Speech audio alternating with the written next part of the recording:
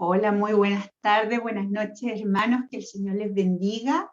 Y nos encontramos en nuestra tercera taller, nuestra tercera charla, continuando con este tema tan maravilloso y con el lema que nos tocó en esta semana virtual, ¿no? Derramarás sobre mí aceite nuevo. Y lo novedoso es todo este caminar que hemos llevado en estos 2 días anteriores, donde vamos hablando de este Dios que está tan presente, pero este Dios que tiene que quebrantar nuestro corazón. Yo les había dejado algunos textos como Isaías 61, les había dejado el Salmo 51, donde dice, un corazón contrito y humillado tú no lo desprecias, ¿no? Entonces, vamos a continuar en este tercer taller. Vamos a hablar de cómo Dios permite el sufrimiento, Dios y el sufrimiento. Entonces yo lo voy a mirar en 6 puntos que más o menos vamos a trabajar entre hoy día y mañana, que ya terminamos esta tanda de temas de esta semana virtual. Entonces vamos a mirar, voy a enumerarlo, bueno, luego vamos a orar y después ya nos vamos a meter de lleno a este tema tan importante. Vamos a mirar Dios como sumo bien, Dios siempre quiere el bien. Vamos a mirar como segundo punto Dios que permite el mal, ¿no? Dios que permite mal. Y como tercer punto, Dios evita mucho mal también, así como permite, también evita mucho mal en nuestras vidas. Después vamos a mirar Dios que transforma el mal en bien. Eso es interesante, ¿no? Y vamos a mirar por último Dios que repara y sana el mucho mal en nuestra vida. Cómo Dios no nos deja. Por eso es un Dios creador constante, es un Dios salvador constante, es un Dios que no dejó sola a su creación, ¿no? Así que eso es el trabajo que vamos a hacer ahora. Dios y el sufrimiento. En estos tiempos que hemos estado mirando desde el primer día, ayer, en estos tiempos tan difíciles de dificultad, es importante echarle una miradita a estos temas que la Sagrada Escritura está llena de ellos, ¿no? Entonces, yo por eso los invito a animarse y bueno, y le doy la bienvenida a todos los que se han ido conectando, que les han ido regalando el link y han podido ustedes entrar a disfrutar una semana, a abrir sus corazones, a los nuevitos, los que por primera vez están escuchando estos talleres. Te invito a continuar y también le invito a inscribirse al retiro del fin de semana que empezamos viernes, sábado y domingo. El retiro es de sanación interior, ahí tocamos temas mucho más profundos, mucho más para ti, para poder ir dejando que el Señor vaya sanando tu corazón.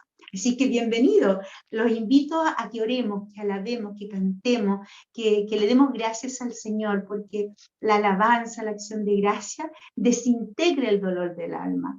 Y lo maravilloso es que nos eleva a Dios. La alabanza es el vehículo que me hace encontrarme con Dios y al mismo tiempo Dios que viene a mi criaturidad, a mi pequeñez, a mi simpleza, ¿no? El Dios Todopoderoso y yo su criatura necesitada de Él. Así que te invito a conectarte con el Señor, en el nombre del Padre, del Hijo y del Espíritu Santo.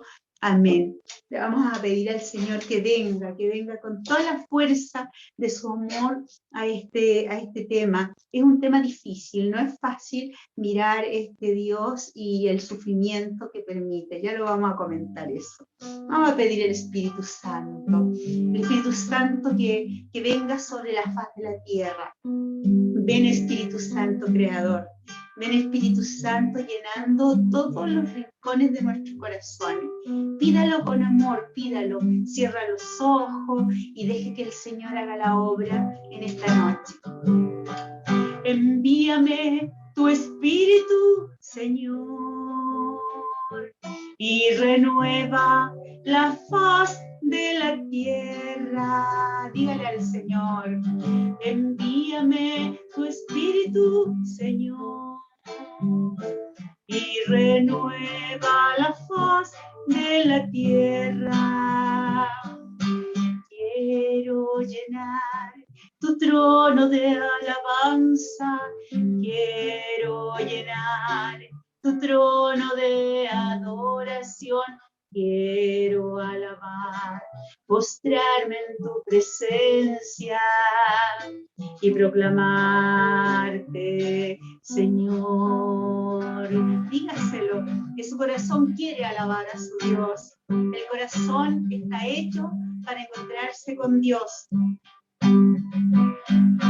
Quiero llenar tu trono de alabanza, quiero llenar tu trono de adoración, quiero alabar, postrarme en tu presencia y proclamarte, Señor, tu fidelidad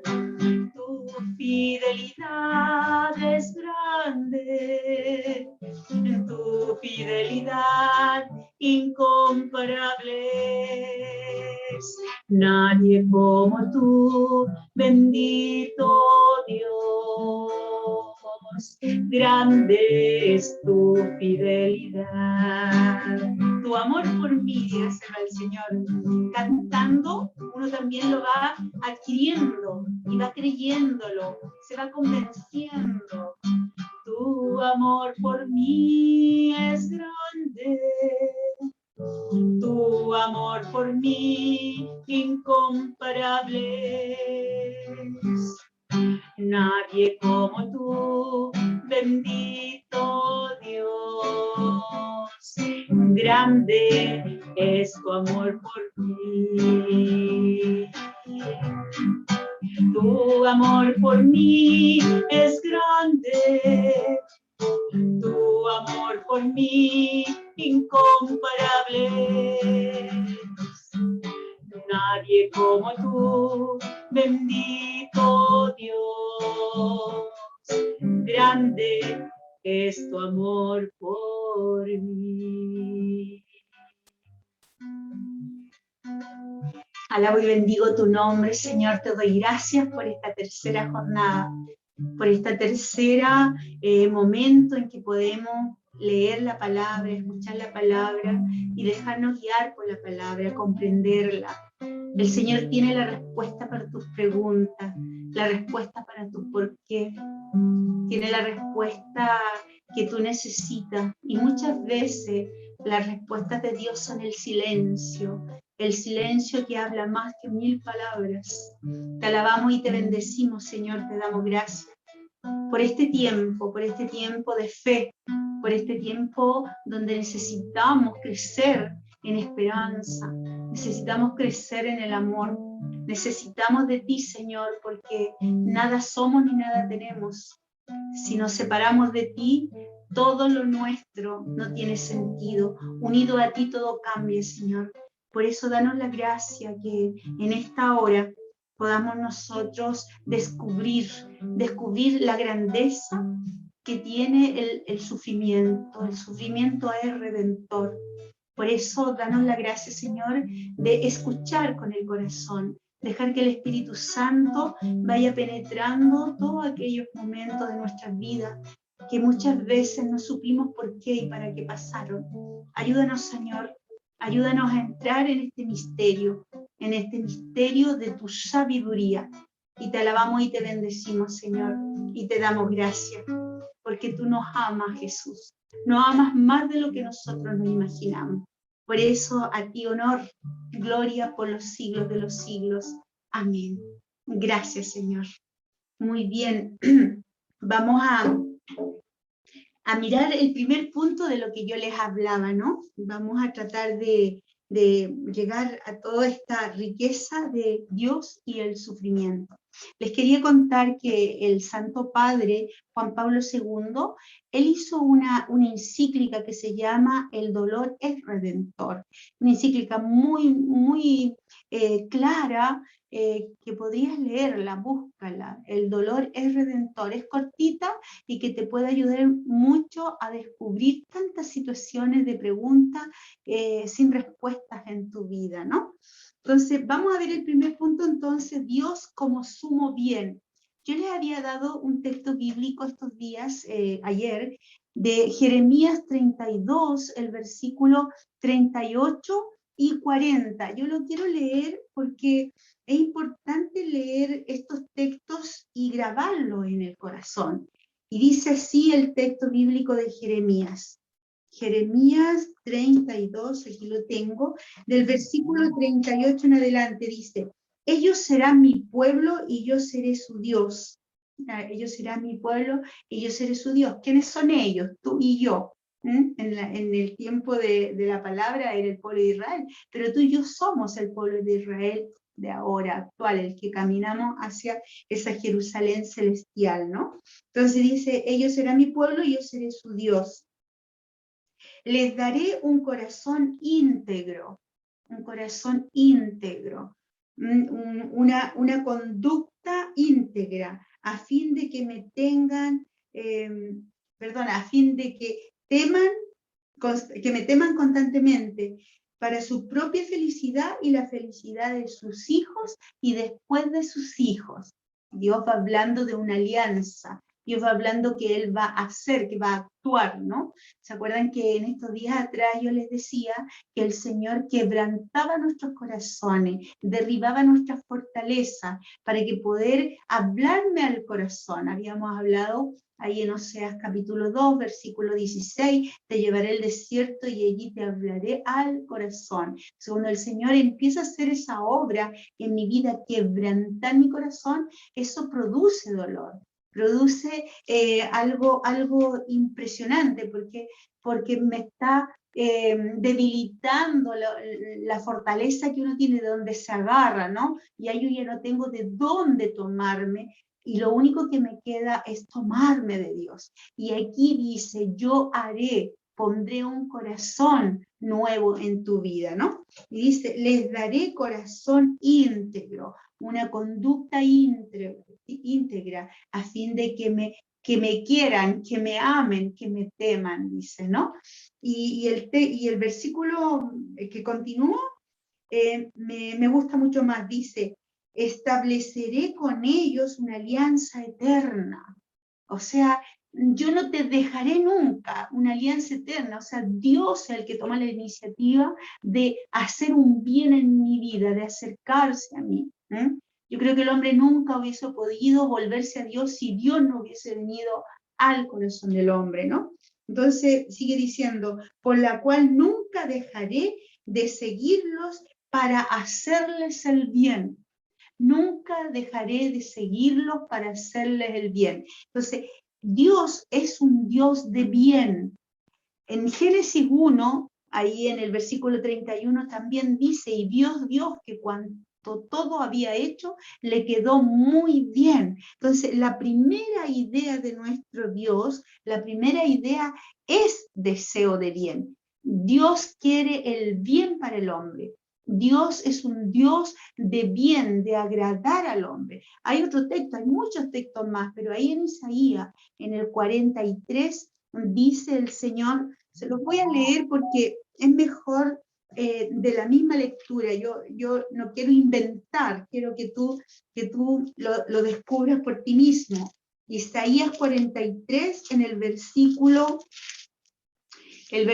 4 y 3, dice: parece que Dios es el Dios de bien y quiere bien para usted. Aunque sea repetitivo, lo tienes que grabar. Dios no quiere el mal. En un primer momento, Dios no quiere el mal. Ya vamos a hablar del segundo punto, que Dios da permiso al mal, ¿no?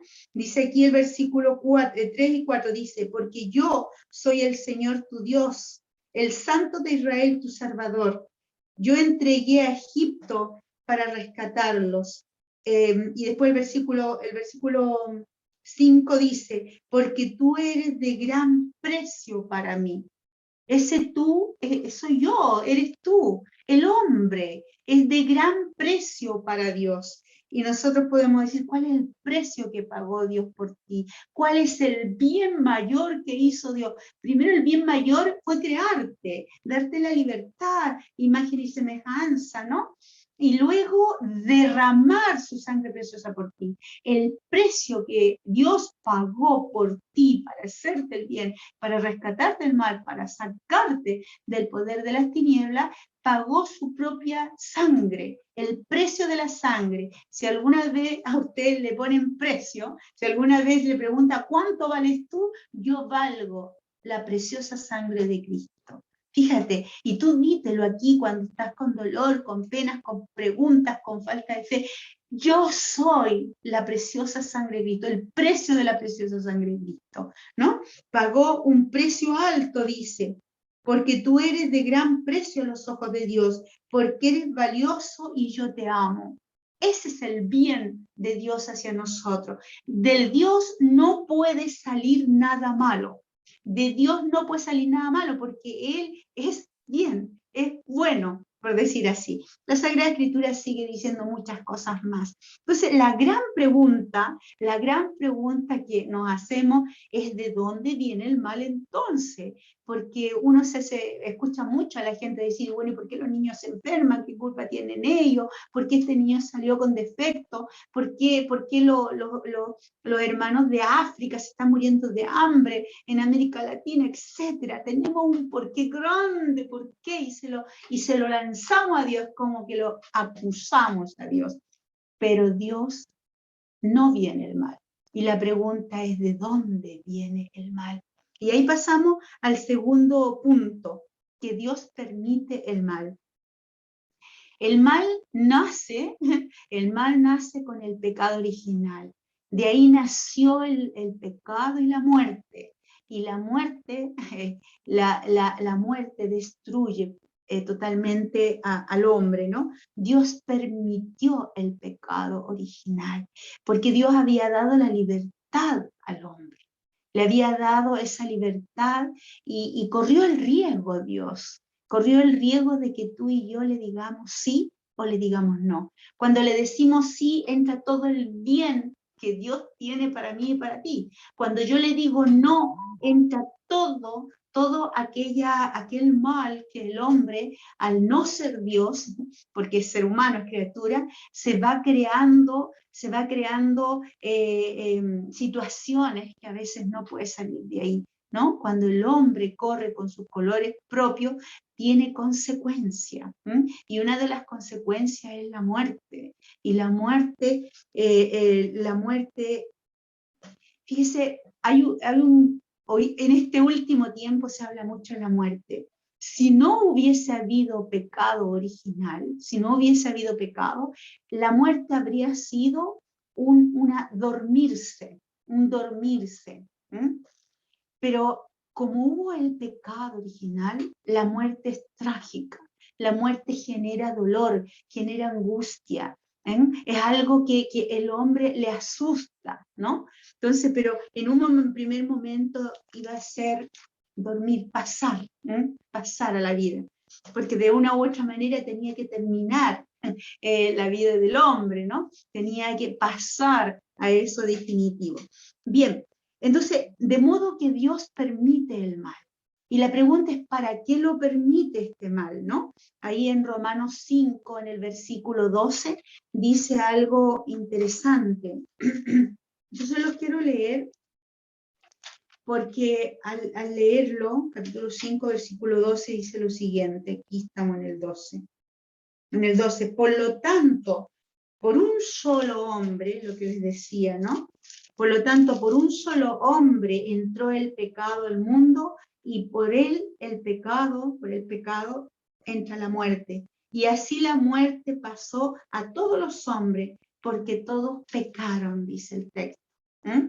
O sea, el mal viene del pecado y el pecado viene del hombre, no viene de Dios. Entonces ya encontramos de dónde entra el mal. El mal viene del mal uso de la libertad del hombre. Y ahí todas las consecuencias de ahí para adelante. La pregunta es, ¿todo pecado, el tuyo y el mío, infecta en el medio donde estoy yo? Afecta e infecta. Entonces yo voy dañando del uno al otro. Y entonces cuando está el pecado de la humanidad, ¿Cuál es el pecado de la humanidad? ¿Cuál es el pecado actual en este tiempo de pandemia, por ejemplo? El pecado actual de ahora.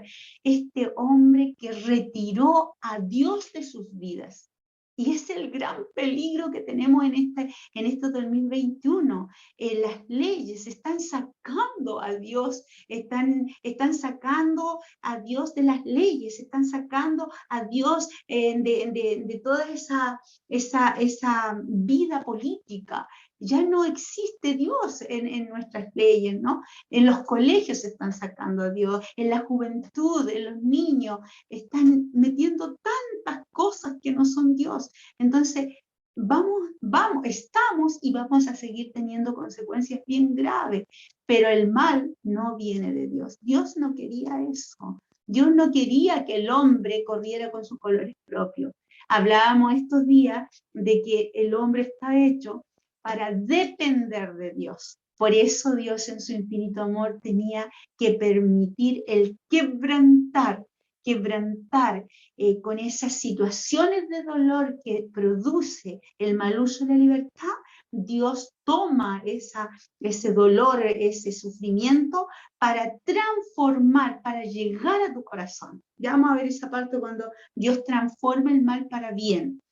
Tenemos otro texto bíblico en el Apocalipsis. Hay un texto donde hay una promesa de que ya llegará un momento a la nueva Jerusalén, dice, donde no habrá llanto ni rechinar de dientes. Eso quiere decir que sí existe el dolor, sí existe las consecuencias, ¿no? Entonces aquí tenemos el Apocalipsis, lo tengo aquí al final, 21, Apocalipsis 21, sería bueno que ustedes lo vayan leyendo. Es muy interesante este capítulo 21 y el capítulo 2 del Apocalipsis.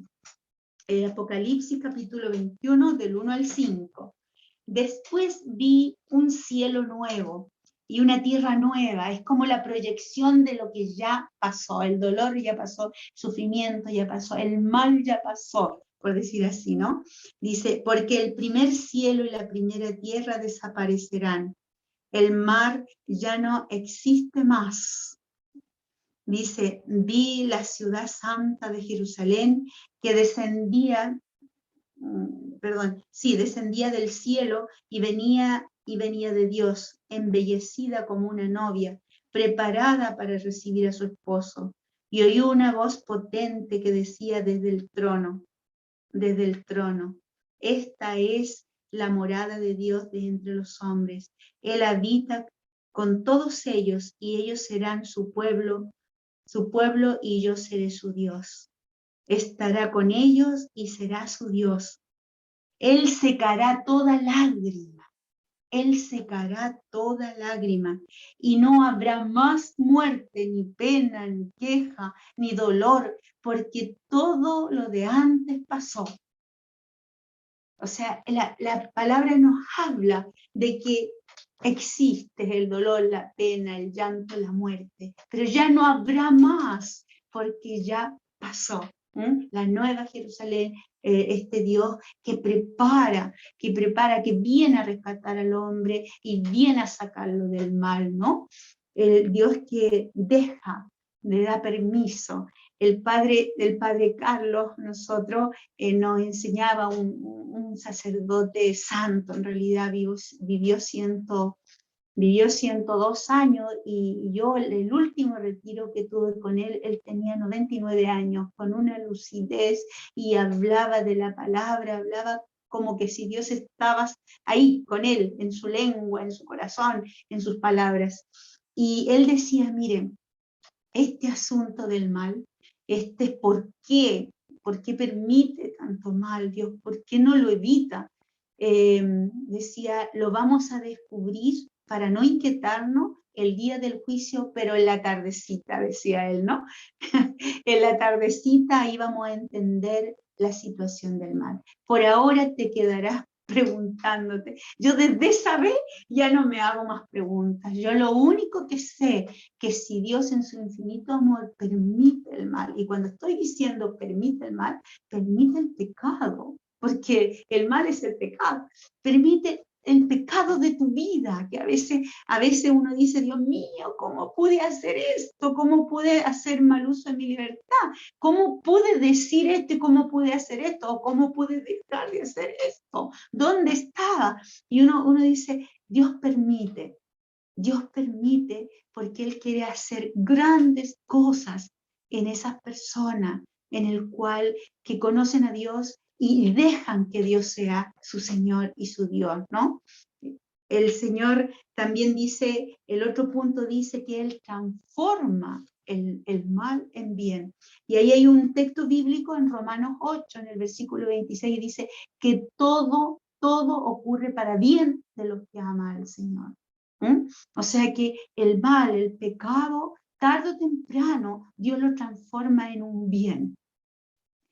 En mi propia vida y en todo lo que me toca escuchar de mis hermanos, sus dolores, sus penas, sus pecados, siempre llegamos a una conclusión, que esa situación que estás viviendo de dolor ahora, esa situación deja mucha enseñanza. Si yo la miro desde los ojos del Señor, desde el corazón del Señor, lo único que quiere hacer el Señor es que yo descubra mi verdadera libertad, que yo llegue a ser, siempre se los digo cuando estoy presencial, les digo, que yo llegue a ser la Isabel Margarita que Dios creó, no la Isabel Margarita movida por tantos caprichos, por tantas situaciones que no me llevan al bien, ¿no? Entonces, en la medida que Dios va sacando aquellas cosas que me llevan al mal, empieza a transformar mi vida. Y yo he descubierto en mi propia vida y ayudando a muchas personas que ese mal que ahora te tiene de cabeza o te tiene angustiada, te tiene con depresión, por decir así, tarde o temprano ese mal se transforma en una sabiduría para ti. Y uno aprende tanto, crece, madura. El ser humano, desgraciadamente, con el dolor, madura, crece y aprende a ser. Entonces tenemos ahí que el Señor transforma el mal y transforma mucho mal. Dios, en su infinito amor, hoy en día, por ejemplo, este mismo tiempo donde estamos, cómo este mal que nos tocó estar encerrados tanto tiempo, a mí me tocó estar 6 meses en cuarentena aquí, que no nos podíamos mover en un campo, y uno empieza a pensar, y yo creo que muchas personas empezaron a pensar, y uno dice, ¿en qué momento de mi vida me iba a detener? ¿Qué hubiese pasado si no me hubiese detenido? Y Dios en su infinito amor tuvo que permitir este tremendo mal para detener al hombre, para detenerlo, para pararlo, para decir, momento, ¿hacia dónde vas? ¿Hacia dónde vas? Y yo creo que cada uno de nosotros también se tuvo que preguntar, detenerme para mantenerme ahí encerrado, mirándole la cara al esposo, mirándole la cara a la esposa, mirando la cara de los hijos, aprendiendo con ellos, enseñándoles a leer, escribir, buscar el trabajo virtual, esos que te pedían.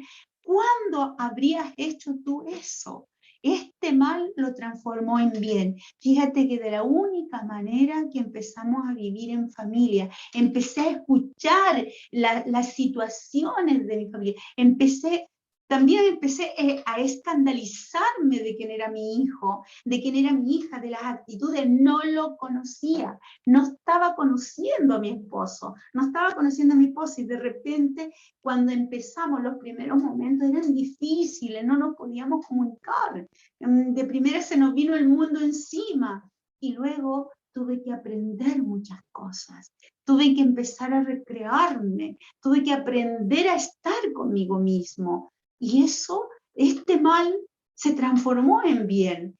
Empezamos a aquietarnos. ¿Cuándo te habías aquietado tanto? ¿Cuánto en tu vida anterior a la pandemia te hubieses podido imaginar de no ir a comprar, de no irte a los shopping, de pasar horas ahí de pérdida de tiempo? Uno dice, ¿cuánto tiempo perdíamos en el ir a los shopping y esto y lo otro? Y la gastadera de dinero que hacíamos. Tuvimos en pandemia cuarentenas que no podíamos salir y que no estaba el dinero, no lo teníamos. Y nos dimos cuenta que no nos morimos por eso. Y Dios cambió. Dios fue cambiando el mal en un bien. Empezamos a pensar, empezamos a dormir más, empezamos a tener más calma para las cosas. Tuvimos que detenernos y Dios empezó a actuar. Por lo menos el Señor en mí, empecé a hacer oraciones más quietas, empecé a estar más con el Señor, empecé a descubrir que la vida estaba allí, que la creación estaba allí. Entonces el Señor empezó a actuar el Señor. Yo sé que para muchos fue más difícil, porque a lo mejor su fe tambaleó. Y para muchos en estos tiempos se encontraron con Dios también, ¿no? Muy bien. Después dice que el Señor evita mucho mal en nuestras vidas.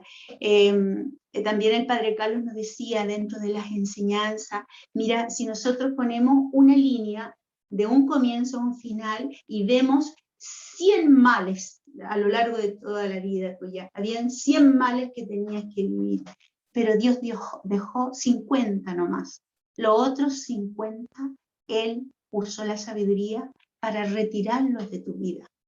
Te dejó solamente lo que te iba a servir para entrar en conversión, para entrar en el encuentro con Él, para entrar en purificación de tu alma. Y entonces uno dice, realmente, si uno se pone a pensar, dice, ¿cuánto mal ha evitado en mi vida el Señor? Aquel accidente, aquella vez cuando me atraganté que casi me morí, aquella vez, aquella enfermedad, y Dios estaba ahí. Y Dios estaba evitando mal. Aquella vez que me di cuenta, antes de meter la pata y pecar, Dios me avisó antes y permitió que yo no cayera en eso. Y así, si tú te pones a pensar a lo largo de tu vida, sería bueno que tú lo reflexiones en esta noche. Y mañana, todo el día, piénsalo. ¿Cuánto mal Dios ha evitado en tu vida? ¿Cuánto mal?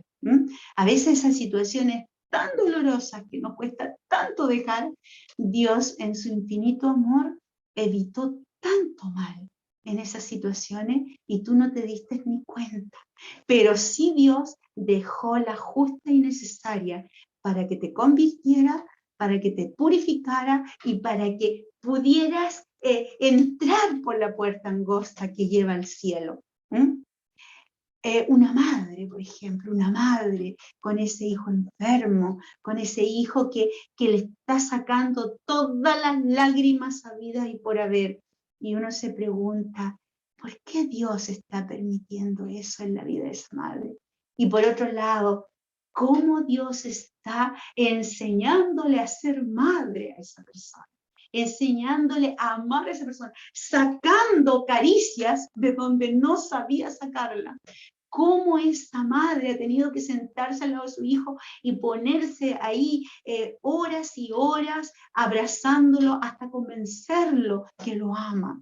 Ese hijo que a lo mejor está a punto de cometer el tremendo error de suicidarse, y esa mamá tiene que aprender a decirle, hijo, te amo, pero no con un amor de diente para afuera, sino que con un amor de estar, con un amor de acunarlo, con un amor de abrazarlo. Y esa madre está siendo llenada con la gracia de Dios. A veces no nos damos cuenta, pero Dios está más presente de lo que nos imaginamos, ayudándonos en el mal que estamos metidos. Y Dios está ahí. La idea de mal no la podemos nosotros entender con esta cabecita. Entonces, ¿qué tenemos que hacer? Entrar en la sabiduría de Dios. Señor, dame la gracia de comprender que dentro de tu sabiduría tú permites mal y evitas mal. Y que dentro de tu sabiduría el mal lo transformas en bien. Por ejemplo, tenemos nosotros la pasión de Cristo. ¿Cómo el Padre iba a querer la pasión de su Hijo? No puede ser, en un primer momento no quería eso. Dios para Jesús no lo quería que de esa manera nos salvara, pero Dios dejó libre al hombre. Y el hombre demostró todo lo inhumano en la pasión de Cristo. Y Cristo tomó la pasión para amar profundamente al Padre. ¿Y qué pasó con la pasión permitida, no evitada? ¿Se acuerdan cuando Jesús allí, cuando lo tenemos allí en Lucas 22, en la oración del huerto de Getsemaní? Padre, si es posible, aparta de mí este cáliz. Y vemos, Dios guarda silencio. Dios guarda silencio. Y en ese silencio Jesús escuchó a su Padre, que se haga tu voluntad y no la mía. Y se paró de allí y empezó a subir poco a poco al Gólgota. ¿Y cuál es el resultado de bien en esa pasión? La resurrección de Cristo. Nos abrió los cielos, perdonó pecado, triunfó sobre la muerte Jesucristo. Por eso el Señor, el mal lo transforma en bien. Y tu mal, tu dolor, las consecuencias de tu mal, el Señor las va a transformar en sabiduría para ti. Inclusive el sufrimiento que Dios permite en nuestras vidas, dice San Pablo, lo tengo por aquí, ese texto bíblico, es Corintio, donde dice, ya lo voy a encontrar, ya se los voy a dar, de ahí ya se los voy a dictar todo, dice que el sufrimiento que te toca pasar te sirve de consuelo para los hermanos. Tú vas a poder ser una persona que va a consolar al otro, porque tú bien pasaste por eso. Porque tú pasaste por eso, vas a poder entender el dolor del otro. Entonces mi dolor me va a servir a mí para ayudar a consolar a los demás. Por eso dice, no se inquieten por esta tribulación. Pablo, él cuenta todo lo que le tocó pasar, ¿no? Ahí en Romanos 8, en el versículo 35 en adelante, nos va a decir aquí San Pablo,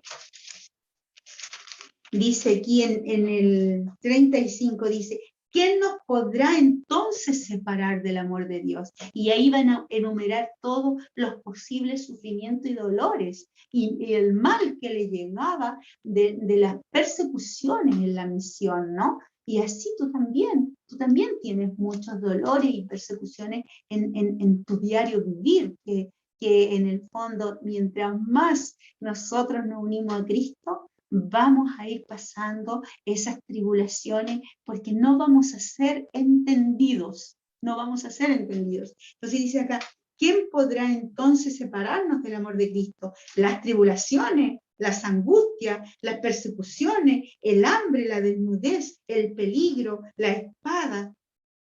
Mira cómo enumera todas esas cosas.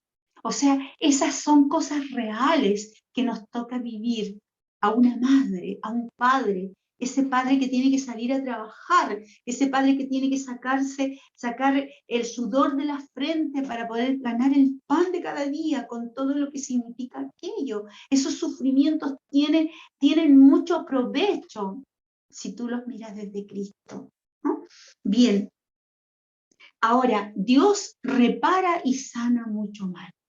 Dios va reparando y sanando. Ahí en el Salmo 147 dice, ¿no? Que el Señor reconstruye a Jerusalén, reconstruye el corazón del hombre, sana y venda las heridas, sana y venda las heridas, ¿no? Repara mucho mal. Las personas que me conocen, que siempre entran a mis retiros, conocen mi historia, y yo siento en mi corazón que el Señor en su infinito amor reparó tanto en mi vida de huérfana, ¿no?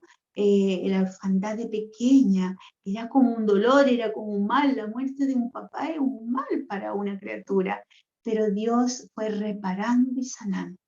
Dios se hizo cargo de mi dolor. Dios se hace cargo de tu dolor. Dios no te deja con la llaga abierta. Hay un texto bíblico allí en Oseas capítulo 6, más o menos el versículo 1 al 5, donde dice, está bien, dice, es como que el ser humano está reclamándole al Señor, como siempre vamos reclamándole al Señor, ¿no? Y dice ahí el texto bíblico de Oseas en el capítulo 6 versículo 5 dice, venga, volvamos, tú que dices que yo te he herido, yo te he hecho pasar sufrimiento, te he hecho pasar angustia, que te quité, bueno, todos esos reclamos que tenemos nosotros, dice, bueno, volvamos al Señor. Él nos ha desgarrado, porque eso sentimos, si Él me ha desgarrado, pero nos sanará. Ha golpeado, pero vendará la herida.